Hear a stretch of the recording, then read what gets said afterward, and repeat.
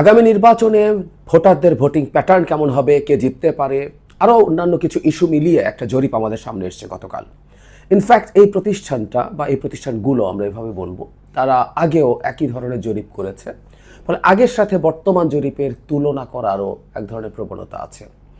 সেটা নিয়ে একটু কথা বলতে চাই। জরিপ নিয়েও আদৌ আমরা কতটুকু রিলাই করবো সেগুলো নিয়ে আলাপ করব। যাই হোক, গতকাল এই জরিপটা পরিচালনা করেছে ইনোভেশন কনসাল্টিং, তাদের people's election survey round 2 part 2। এর সাথে সহযোগিতা করেছে ভয়েস ফর রিফর্ম এবং Bangladesh research analysis and information network বা ব্রেইন। তারা মিলে এই জরিপটা করেছে, এটার ফলাফল প্রকাশ করেছেন আমাদের সামনে। এখন যেটা সবচেয়ে ইম্পর্টেন্ট ব্যাপার, মানে অনেকগুলো ইস্যু আছে গুরুত্বপূর্ণ, আমি মনে করি আলাদাভাবে কতগুলো ইস্যু নিয়ে একত্র করে কথা বলবো।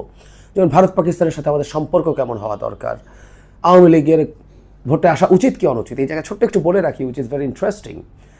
ভোটদানে বিরত যতজন ছিলেন তার বাইরে যারা মতামত দিয়েছেন তার মধ্যে সমান সমান সংখ্যক বলছেন, 45%-এর কাছাকাছি বলছেন যে তাদেরকে নির্বাচনে আসতে দেওয়া উচিত না, আবার একই সংখ্যক বলছেন তাদেরকে নির্বাচনে আসতে দেওয়া উচিত। সো আমরা এই জরিপটার এই দিকটাও একটু নিয়ে আরও একটু বিস্তারিত কথা বলবো।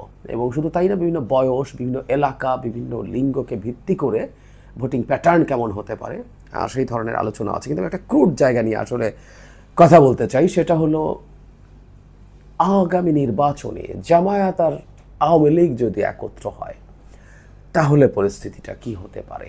মানে এই আলাপটা চলছে যে আওয়ামী লীগ কি পারে জামায়াত ইসলামীকে সমর্থন দিয়ে বিএনপিকে হারিয়ে দিতে, কারণ বিএনপিকে সে তার প্রধান শত্রু বলে মনে করে। এই আলাপটা আছে, সুতরাং আমরা এটা নিয়েই মূলত কথা বলবো ভোটের প্যাটার্ন দেখে। তার আগে এই অঞ্চলের জরিপ নিয়ে একটু কথা বলি। কেউ কেউ মেথোডোলজি নিয়ে প্রশ্ন করছেন। আমি মনে করি, আমি বিশ্বাস করি যে প্রতিষ্ঠানটা এটা করেছেন, এদের সম্পর্কে আমি জানি, তারা একটা জেনুইন মেথোডোলজির মাধ্যমে এই কাজটা করেছেন বলেই আমি বিশ্বাস করি, আমি রিলাই করি তাদের উপর। স্যাম্পলিংয়ের সাইজ বা যেভাবে করা দরকার একটা জেনুইন ডেটা বা তথ্য পাওয়ার জন্য তারা সেটা করেছেন, এটা নিয়ে আমি দ্বিমত করি না। কিন্তু আমি সমস্যা অন্য জায়গায় মনে করি। সমস্যাটা হচ্ছে এই অঞ্চলের মানুষ, এই জরিপগুলোর মানে কারো পরিচয় দিয়ে কিছু প্রকাশ করা হচ্ছে না, কিন্তু তারপরও এই অঞ্চলের মানুষ আসলে সঠিকভাবে তথ্য দেয় বলে আমার সিরিয়াস ডাউট আছে। আমরা বাংলাদেশকে সরিয়ে রাখি। ভারতের নির্বাচনে দীর্ঘকাল থেকে তারা জরিপ করছেন। আমি গত বছরের জরিপ দেখছিলাম, আপনারা যে কেউ দেখতে পারেন। অবিশ্বাস্য উদ্ভট জরিপ এসছে। মানে বিজেপির রেজাল্ট যে এতটা খারাপ হবে, কংগ্রেস যে বিজেপির জোট ছিল এনডিএ জোট, কংগ্রেসের জোট ছিল ইন্ডিয়া জোট, ইন্ডিয়া যে এতটা ভালো করবে নির্বাচনের আগে প্রায় সব জরিপে, প্রায় শতভাগ জরিপে, দুই একটা ব্যতিক্রম বাদে কোনো পূর্বাভাস ছিল না। তারা বিজেপিকে আগের মতো বিরাট বিজয় দিয়ে দিচ্ছিলেন, তারা এনডিএকে বিরাট বিজয় দিয়ে দিচ্ছিলেন। এবং অবিশ্বাস্যভাবে এক্সিট পোল যেগুলো হয়েছে, মানে এক্সিট পোল তো খুব মিলে যাওয়ার কথা, মানুষ ভোট দিয়ে এসেও তার মানে আসলে সত্য কথা বলে না। সুতরাং এই অঞ্চলের জরিপকে আমরা এভাবেই দেখতে চাই, কারণ এই অঞ্চলের জরিপ, যেটাই বলছিলাম, প্রসিডিউরালও একটা প্রবলেম কখনো কখনো থাকে। যারা জরিপে তথ্য নেয় অংশগ্রহণ করেন, কাজ করেন, সেগুলো তারাও কিভাবে নিয়েছেন এসব কিছু আছে, মেথোডোলজি না। কিন্তু যে জনগণ ঠিকঠাক মতো জবাব দেয় না, না হলে আওয়ামী লীগের ভোট বাড়ছে। তাদের আগে যে জরিপটা করেছিলেন সেখানে কয়েক মাস আগে 14% ছিল তাদের ভোট, এটা এখন 18.8%। মানে আওয়ামী লীগের ভোট বাড়ার কারণ কি, আওয়ামী লীগ কী করেছে যে ভোট বাড়বে?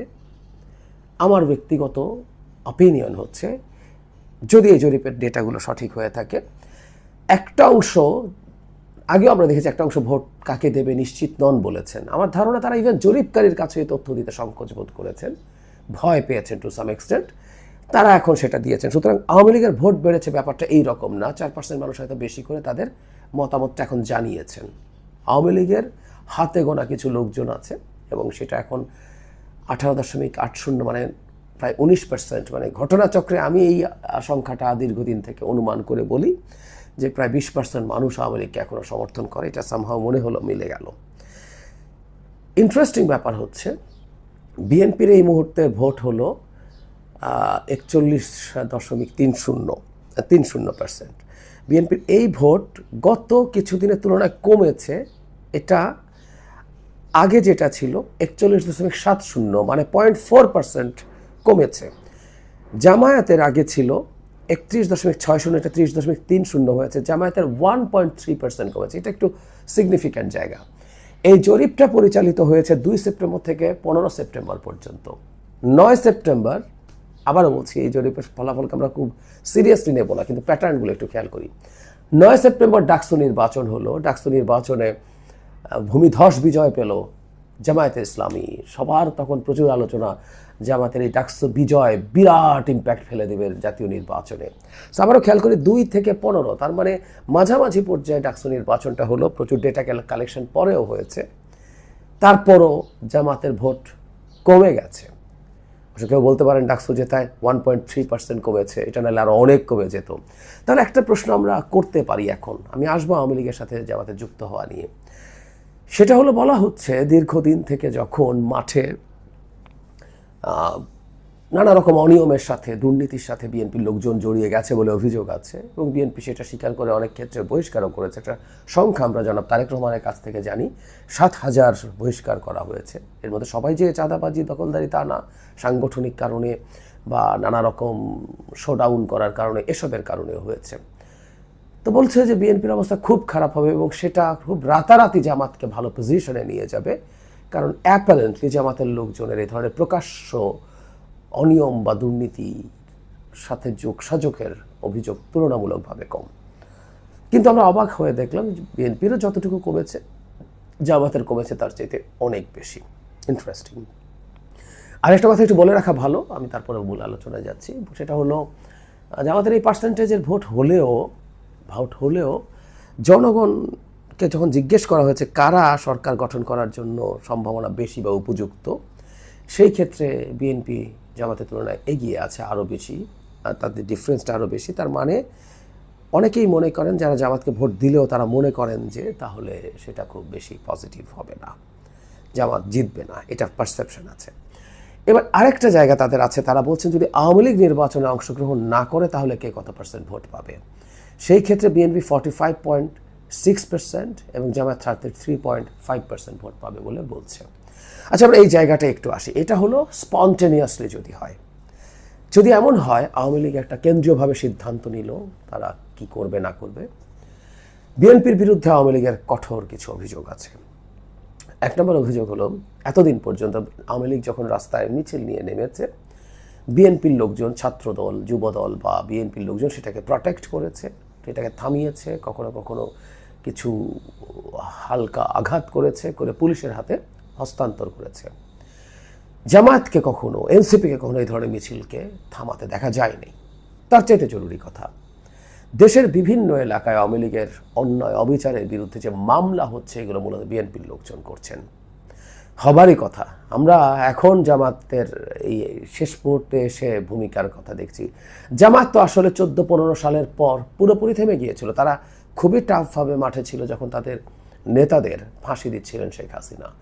এরপর জামাত একেবারে শেখ হাসিনার কথা মতো তিনি যা যা চেয়েছেন তাই করেছে, একেবারে চুপ হয়ে গেছে। কোনো দিন কোথাও কোনোভাবে কোনো কঠোর অবস্থান নিতে দেখিনি।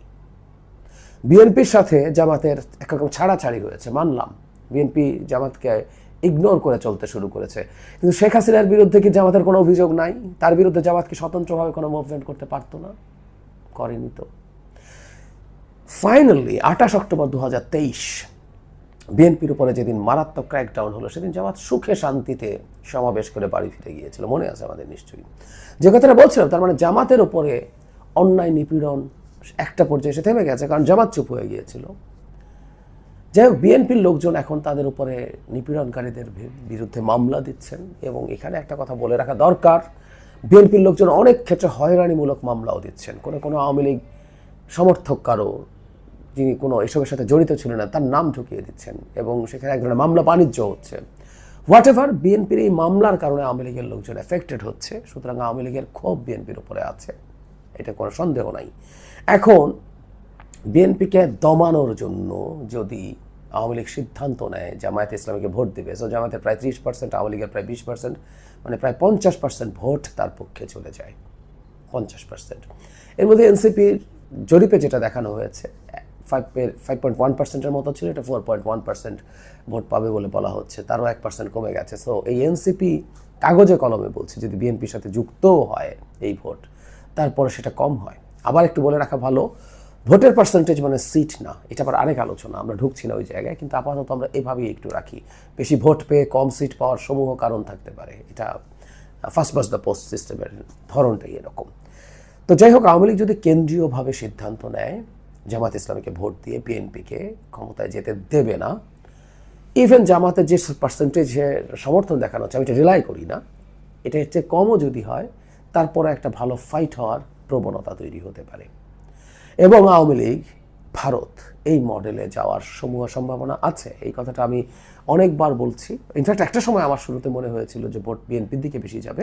ইনফ্যাক্ট এখনও যারা মানে হাসিনার কথা শোনে না এরকম আওয়ামী লীগের আছে, যারা লিবারেল, যারা সেন্ট্রিস্ট, যারা সেকুলার, তারা হাসিনা বললেও জামাতকে ভোট দেবে না, তারা মূলত বিএনপিকেই ভোট দেবেন। কিন্তু অন্য যে আপামর সমর্থক গোষ্ঠী আছে, হাসিনা যদি চায় জামাতকে ভোট দিতে পারে, এতে বিএনপি যেমন পরাজিত হবে, জামাত যদি ক্ষমতায় যায় বা খুবই শক্তিশালী হয়ে ওঠে, শক্তিশালী বিরোধী দল হয়ে যায়, সেটা শেখ হাসিনা এবং ইন্ডিয়ার ন্যারেটিভকে স্ট্রেংথেন করবে যে বাংলাদেশে একটা মৌলবাদী দল ক্ষমতায় গেছে বা ক্ষমতায় না গেলেও ভীষণ শক্তিশালী হয়ে উঠছে। এটা ভারতের ডোমেস্টিক পলিটিক্স এবং বাংলাদেশকে মৌলবাদী রাষ্ট্র হয়ে উঠছে, এই ন্যারেটিভ ইন্টারন্যাশনাল